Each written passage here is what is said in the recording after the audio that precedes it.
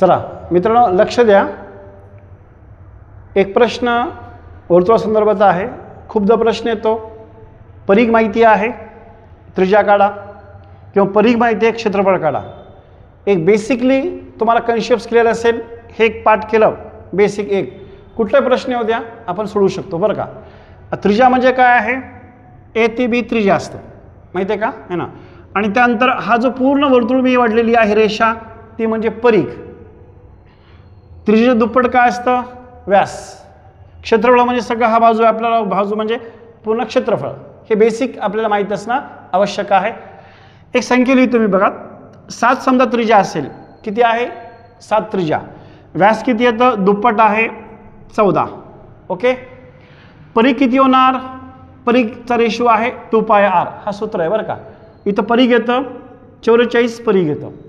क्षेत्रफळ काढायचं आहे, ते किती येतं 154 सेमीचा वर्ग. हे 4 गोष्टी माहिती आहे, कुठला प्रश्न सोडवू शकतो बरं आपण. समजा त्रिज्या दुप्पट झालेली आहे, त्रिज्या होणार समजा 14 आहे, व्यास किती होणार, दुप्पट होणार. इथे दुप्पट करतो बरं का, 28 होणार बघा व्यास. परिघ आहे, परिघ पण दुप्पट होणार बरं का. किती होणार आता 88 झालं परिघ. मात्र क्षेत्रफळ किती होतं हे माहीत असेल, बाकी सगळा भाग सोपा आहे बरं का. तर क्षेत्रफळ किती होतं, चौपट बरं का. याच्यात चौपट करायचं बरं का.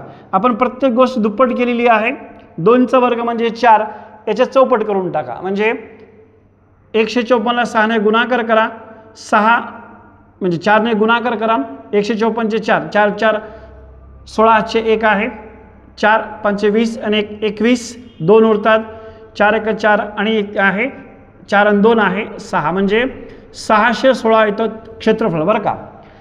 प्रत्येक संख्या मी दुप्पट केलेली आहे, मात्र क्षेत्रफळ किती होतं 4 पट होतो बरं का. ओके. आता अजून एक संख्या आपण घेतली बघा, बेसिकली आहे. समजा आपण घेतलेली आहे, याचे तिप्पट करू आपण, त्रिज्या तिप्पट करू आपण. 21 त्रिज्या आहे, किती आहे 21 त्रिज्या. व्यास किती होणार, तिप्पटच होणार, 14 त्रिक 42 होणार व्यास. ओके. परिघ किती होणार, तिप्पट करा बरं का. 44 गुणिले 3 केलं 132 येतो परिघ, राईट. आता सांगा, आता क्षेत्रफळ किती होणार, आता इथं तिप्पट केलं तर काय होईल, 9 पट होईल बरं का. 154चा 9 पट करा, कारण काय केलं आपण 2चा वर्ग 4ने गुणाकार केला याला, मग आपण प्रत्येक 3 गुणाकार केलं, इथं किती होणार क्षेत्रफळ, क्षेत्रफळ होतो 9 पट बरं का. 154ला 9ने गुणाकार करा, 9 4 9 4 किती आहे 36ला 6 हातचे 3 आहे, 9 5 45 45 आणि 3 आहे, 48ला 8 हातचे 4 आहे, 9 1 9 9 4 किती आहे 13, म्हणजे 1386 येतं चौरस सेमीचा वर्ग. यापैकी एक गोष्ट माहिती आहे, आपण ही गोष्ट काढू शकतो बरं का. हे 3 गोष्टी बेसिक लक्षात असू द्या. तुम्हाला परिघ माहिती आहे, क्षेत्रफळ काढता येतं, क्षेत्रफळ माहिती आहे, परिघ काढता येतं. बेस आहे 7 14 44 154, एकदम शॉर्टकट मेथड.